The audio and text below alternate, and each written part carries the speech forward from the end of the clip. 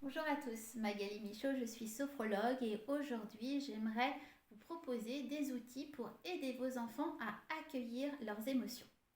Premier outil en sophrologie qu'on appelle le coussin de la colère. On prend un petit coussin, ce coussin-là peut servir en effet à déverser notre colère, mais aussi une autre émotion, la peur, la tristesse. Donc là, on vient demander à l'enfant de mettre dans ce coussin tout ce qui ne lui convient plus, tout ce qui est trop difficile à gérer. Peu importe qu'il en ait conscience ou pas, il va venir se décharger sur ce coussin. Et on va lui dire d'inspirer et de venir fermer ce coussin. Vraiment, voilà, il faut qu'il enferme toute cette colère ou cette tristesse. Et sur l'expiration, il va souffler et jeter le coussin vers le sol. Ça, c'est le premier exercice. Deuxième exercice qu'il est possible de faire, c'est de demander à l'enfant de dessiner son émotion.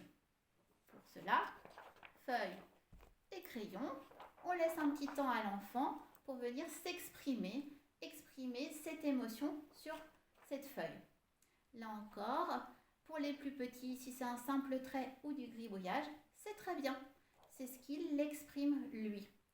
Une fois que l'émotion est exprimée par le dessin, eh bien, on va lui demander de venir froisser cette émotion dont il ne veut plus.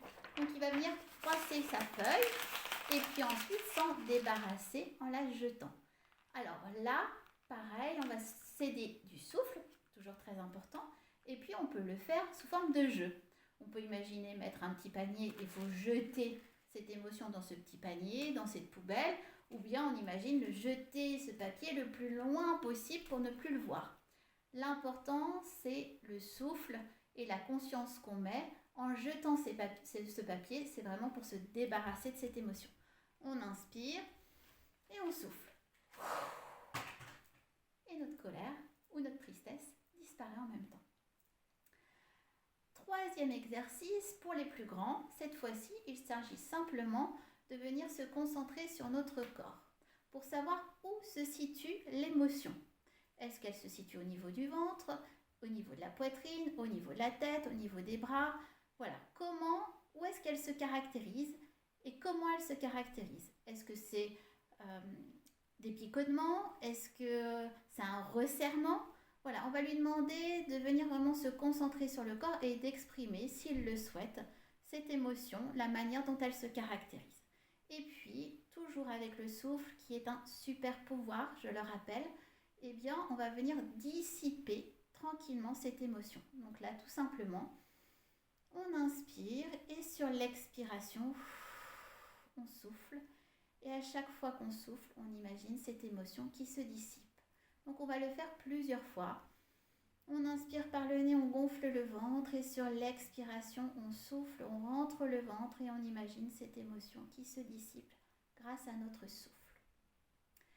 Une fois que cette émotion est dissipée, on peut imaginer remplacer par quelque chose de positif. Un soleil, une énergie positive.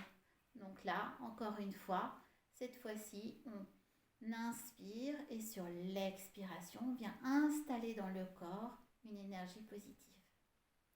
Voilà 3 astuces, je compte sur vous pour les mettre en pratique. À bientôt!